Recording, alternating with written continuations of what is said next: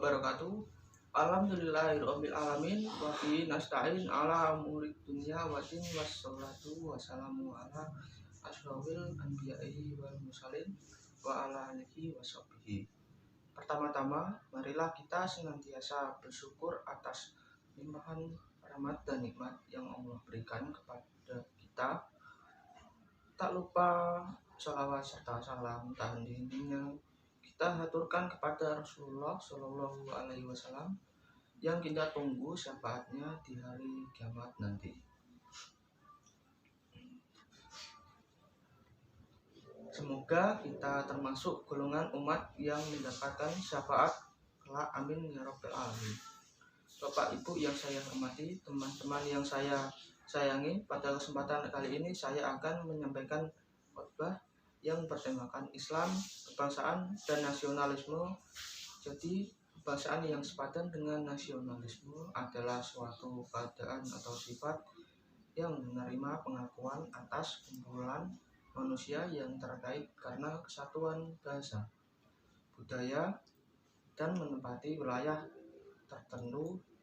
Pengertian tadi bisa kita pahami bahwasanya kebangsaan atau nasionalisme adalah paham atau ideologi yang terkait dengan nilai-nilai dasar yang disepakati oleh warga negara dan ingin diimplementasikan dalam kehidupan berbangsa dan bernegara.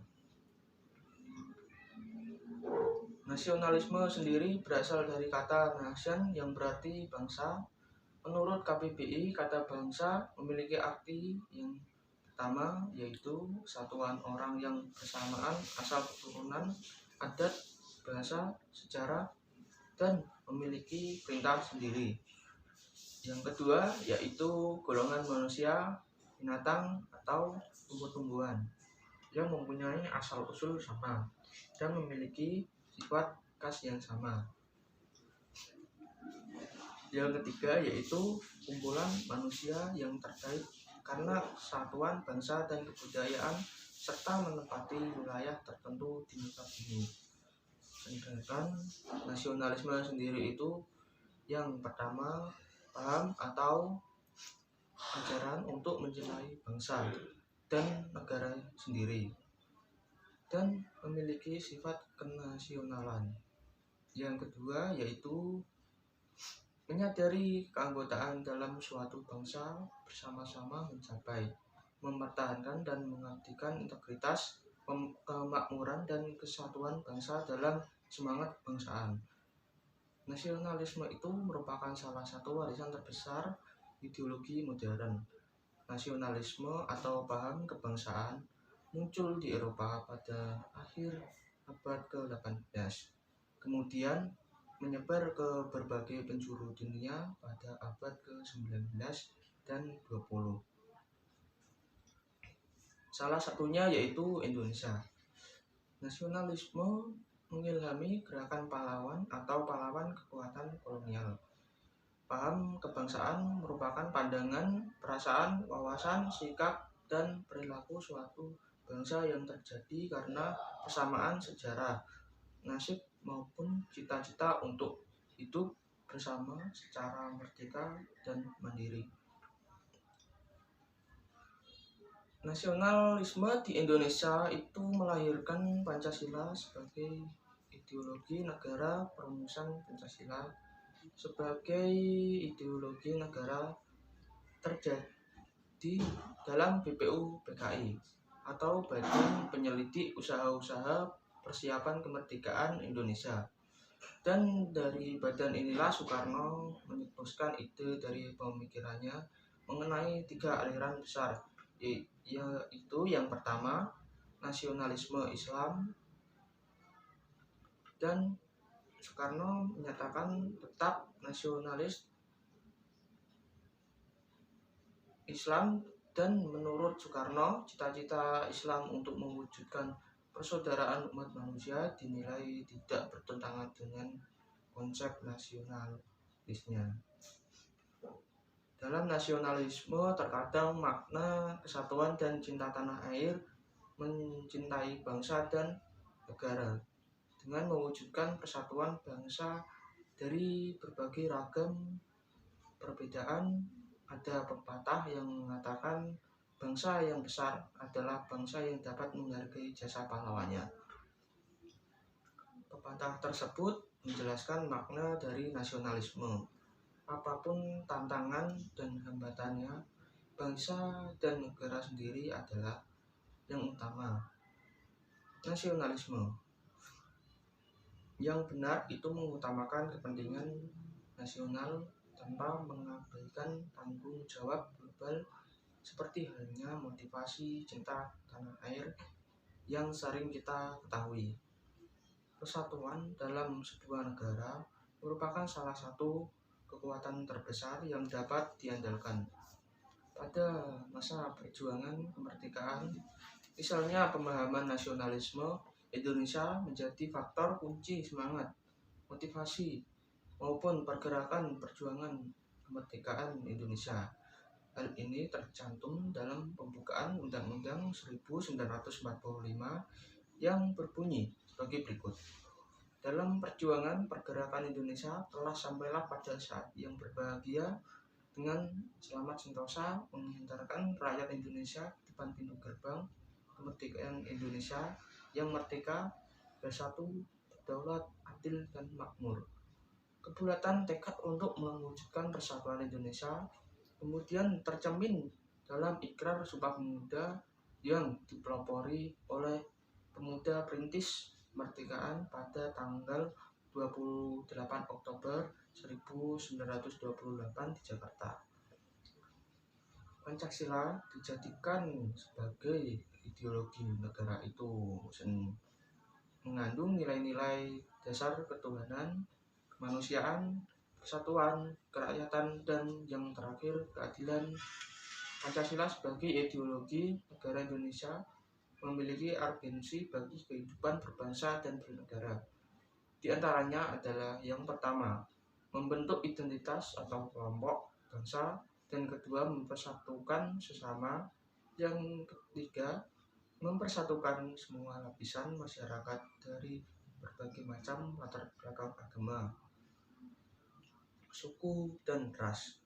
Yang keempat, mengatasi berbagai macam pertentangan, konflik, dan ketegangan sosial.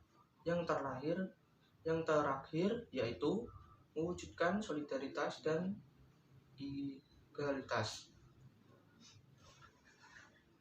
Menunjukkan kebangsaan atau nasionalisme dalam sudut pandang agama Islam itu haruslah dengan cara memandang Islam itu sendiri secara substansialistik, integralistik, dan holistik. Islam sebagai agama yaitu gagasan, ide, serta konsep dari Tuhan yang diharapkan itu bisa direalisasikan dengan kehidupan setiap pemeluknya. Gagasan tersebut dikenalkan oleh Allah melalui Rasul atau baginda Nabi Muhammad SAW dan dijelaskan oleh baik secara global maupun rinci. Semua gagasan, ide, serta gagasan tersebut telah dijelaskan oleh baginda Nabi Muhammad SAW menjadi satu kesatuan yang sistematis mencakup semua dimensi kehidupan manusia yang melangit maupun membumi, yang kemudian disebut dengan ajaran agama. Dan dari sinilah kita bisa memahami bahwa Islam munculnya ideologi atau fitnah thoriqoh yang menjadi satu kesatuan sistem atau aturan sekaligus ajaran. Agama membincangkan Islam dan kebangsaan sama halnya membincangkan agama dan negara. Imam Al-Ghazali melihat bahwasanya negara dan negara adalah dua entitas yang harus berjalan seiring ajarannya agama. Ibarat akar dan negara ibarat batang. Dalam Islam memandang memang tidak ada istilah memisahkan agama dan negara, pun sebaliknya tidak ada istilah agama adalah negara dan negara adalah agama. Ini menjadi sangat alternatif ketika kita mau memilih perjalanan sejarah baginda Nabi Muhammad SAW Perjalanan sejarah kehidupan baginda memiliki periode yang pertama yaitu periode Mekah, yang kedua periode Madinah. Dalam periode Mekah, Nabi menata spiritualitas dalam individu-individu masyarakat dengan pendekatan persuasif, dan yang kedua yaitu periode Madinah. Spiritualitas individu-individu masyarakatnya telah mapan dan bisa mewarnai komunitas Madinah saat itu. Dan secara otomatis komunitas Madinah ini terwujud dengan sendirinya karena kemapanan spiritualitas masyarakat ini. Berarti bahwa Nabi tidak menjadikan negara sebagai agama dan sebagai negara, akan tetapi agama bisa mewarnai kehidupan bernegara pada saat itu. Dari uraian di atas kita bisa memahami betul bahwa ideologi agama seharusnya bisa mewarnai ideologi negara, dan kita tahu betul bagaimana ideologi negara Indonesia yang berupa Pancasila ini sudah sangat terwarnai dengan ideologi agama. Ideologi agama tidak harus diformalkan dalam sistem kenegaraan, ia harus dijadikan sebagai alat kontrol, bukan sebaliknya, yang tidak boleh dipahami secara verbal dan tekstual. Dan ideologi Pancasila ini mengandung esensi dari ideologi agama, sehingga tidak perlu dipermasalahkan ideologi agama yang telah diuraikan. Harus kita tancapkan kembali dalam bentuk benak setiap generasi insan muslim bangsa dengan ideologi negara yang berupa Pancasila. Ketika demikian, maka sudah tidak ada lagi yang membenturkan antara ideologi agama dan negara. Generasi yang berpegang teguh pada ideologi agama, mereka akan selalu patuh, taat, loyal, dan cinta terhadap agamanya.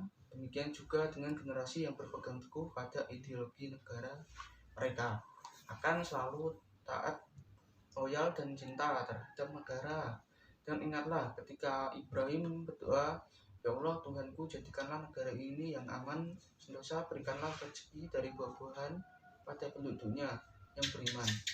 Di antara mereka pada Allah, dan hari kemudian Allah berfirman, "Dan kepada orang kafir pun aku beri kesenangan yang sementara, kemudian aku haruskan yang menjalani siksa neraka, dan itulah seburuk-buruk tempat kembali." Terdapat pada surat Al-Baqarah surat kedua ayat ke 126, yang bagian itu adalah generasi yang religius dan nasionalisme. Tidak ada kata seindah doa, tidak ada perbuatan yang baik sebaik-baiknya mohon maaf dan bertobat dari apa yang saya ucapkan. Semoga menjadi amal ibadah dan doa serta apa yang saya ucapkan. Bila banyak kekurangan, saya mohon maaf. Terakhir saya sampaikan terima kasih. Wassalamualaikum warahmatullahi wabarakatuh.